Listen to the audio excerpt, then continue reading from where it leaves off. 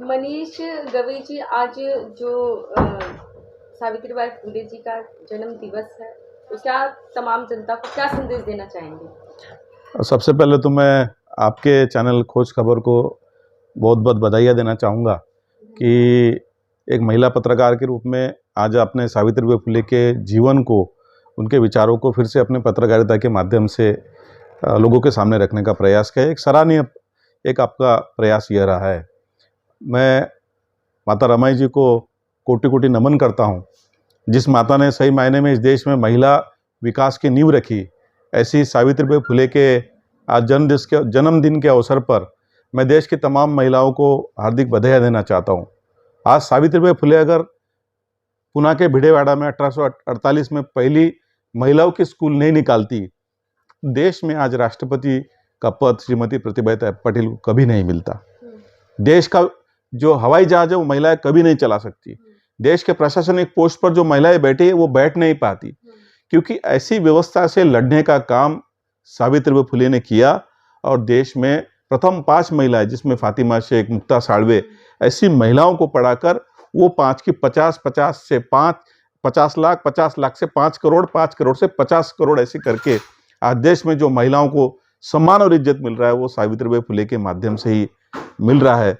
और उन्होंने जो काम किया है, महात्मा फुले जी के साथ पहली स्कूल निकाली, बाल विवाह रोकने के लिए बाल विवाह आश्रम के प्रतिबंध के लिए आश्रम की स्थापना की, महिला विकास के लिए, उनके स्वावलंबन के लिए, उनके विकास के लिए अपनी नई योजनाएं चलाई और महिलाओं को विकास की धारा में लाने का प्रयास सावित्रीबाई फुले ने करने का किया है। सर, आज भी कुछ जगह ऐसा है कि ऐसी मानसिकता है कि लड़कियों को आज भी पढ़ने से वंचित रखा जाता है, नहीं, ये माताएं हुई, पुरुष प्रधान संस्कृति में देश में बदलाव आया है। आज देखेंगे कि हजारों वर्ष की गुलामगिरी महिलाएं कर रही थी।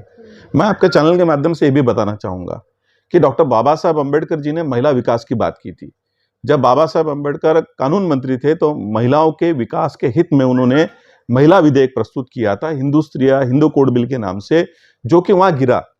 यह मानसिकता देश की नहीं चाहती कि महिलाएं बढ़े। देश के कुछ वर्ग चाहते कि महिलाएं पैर के नीचे कुचली जाए, लेकिन आजादी के इस दौर में संविधान के सम्मान के अधिकार में और मूलाधिकार जो हमें भारत के संविधान ने, इंडियन कॉन्स्टिट्यूशन ने दिया है, उसमें सही समानता का जो उल्लेख किया है वो लिंग और जात विरहित, धर्म रहित, पंथ विरहित किया गया है। तो कोई भी महिलाओं को वो कास्ट के माध्यम से, जेंडर के माध्यम से पीछे है, ऐसा उसके ऊपर कोई आरोप या लांछन नहीं लगा सकता है, क्योंकि भारत के जो अपने संविधान है उस संविधान में क्लियर कट हमें लिखा गया है कि हमें अवसर और विकास के लिए चलना देने का काम महिलाओं को भी देना चाहिए। और बाबा साहब अम्बेडकर जी ने वो कर दिया। महात्मा फुले जी ने, सावित्रीबाई फुले ने उनको आगे बढ़ाया, इसलिए देश में महिलाओं का सम्मान और मान आज भी बढ़ रहा है और यह बढ़ता रहेगा। मैं तो कहता हूं महिलाओं को 50% आरक्षण देने में कोई हर्ज नहीं है, देना चाहिए। सिस्टम जब इस निसर्ग ने आदमी बनाकर हमें स्त्री और पुरुष में बांटा है तो 50-50 इक्वालिटी होनी चाहिए। लोग उसमें भी विरोध करेंगे। महिलाएं सामने आ रही है, पायलट बन रही है, आज बड़े बड़े पोस्ट पर महिलाएं जा रही है। ये महिलाओं का एक जो कहेंगे कि आत्मविश्वास है जो आज बढ़ रहा है, और महिला विकास और महिला उन्नति की बात देश कर रहा है। उस मनुवादी, उस कुरीति को आज लगाम लगाने का काम भी महिला विकास की यह अग्रणी कर रही है, ऐसा मुझे लगता है। लोग कितना भी विरोध करें, लोग कितना भी महिलाओं को दबाने का प्रयास करें, लेकिन आज महिलाएं हमारे घर के बाहर आकर लड़ने का, सीखने का, हुनर जानने का और शिक्षा लेने का प्रयास कर रही है। और महिला शिक्षा का जो प्रमाण है वो दिन ब दिन बढ़ते जा रहा है। सर, जहाँ बात की जाए महिला सशक्तिकरण की, जो बातें करते हैं, चाहे वो नेता हुए, चाहे वो कुछ ऐसे संगठन वाले, वो दूसरों को तो बोल देते हैं समाज में आकर के, लेकिन अपनी घर की बहन बेटियों के प्रति सही बोला। यही मानसिकता देश में परिवर्तित होनी चाहिए, चाहे वो नेता रहे, चाहे अनेता रहे, चाहे अधिकारी रहे, चाहे मजदूर भी रहे, मजदूर रहे, गरीब तबका रहे, हमारा वंचित बहुजन रहे या घुमंतु रहे, इन महिलाओं को भी समानता से रहने का अधिकार बाबा साहब अम्बेडकर जी ने दिया है। और उस अस्त्र का सही मायने में हमारे देश के महिलाओं ने पालन करना चाहिए। अपने हुनर को, अपने कर्तव्यगारी को, अपने विकास को, शिक्षा को आगे लाना चाहिए और विकास के नए आयाम को छूना चाहिए। ये व्यवस्था आपको रोकेगी।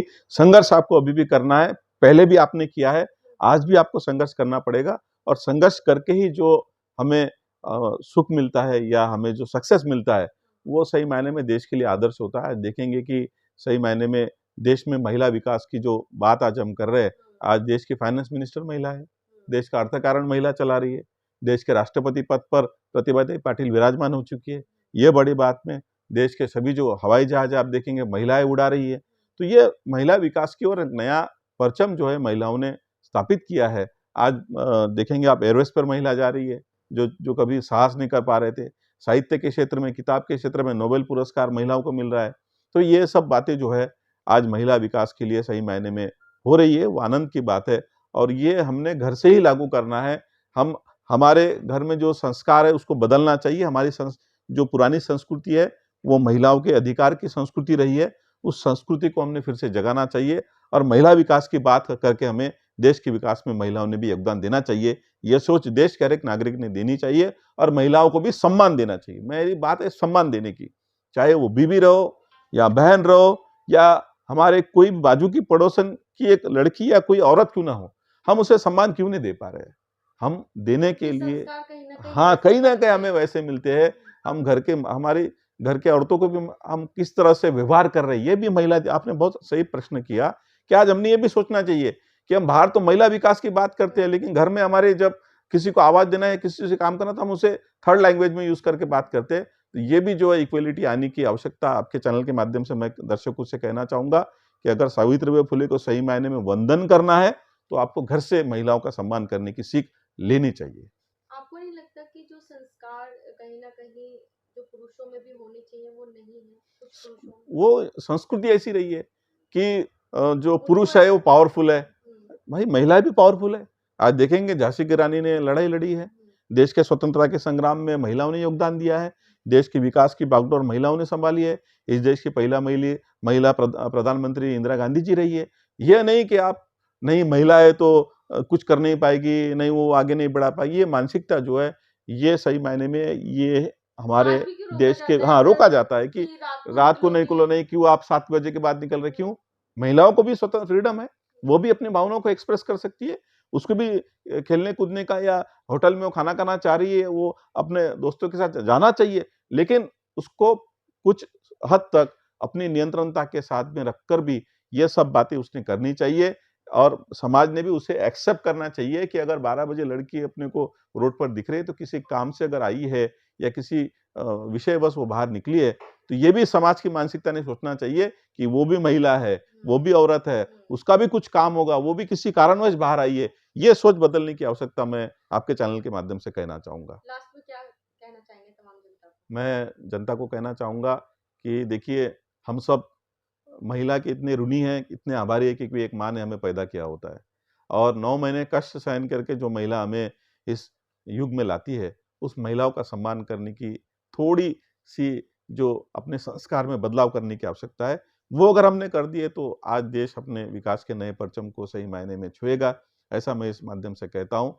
और आप सभी जो महिलाएं इस चैनल को देख रही है, उनको मैं संदेश देना चाहूंगा कि आप आगे बढ़ो, शिक्षा को ग्रहण करो, क्योंकि बाबा साहब ने कहा था कि शिक्षा ये वाघिन का दूध है, उसे जो प्राशन करेगा गुरगुरेगा।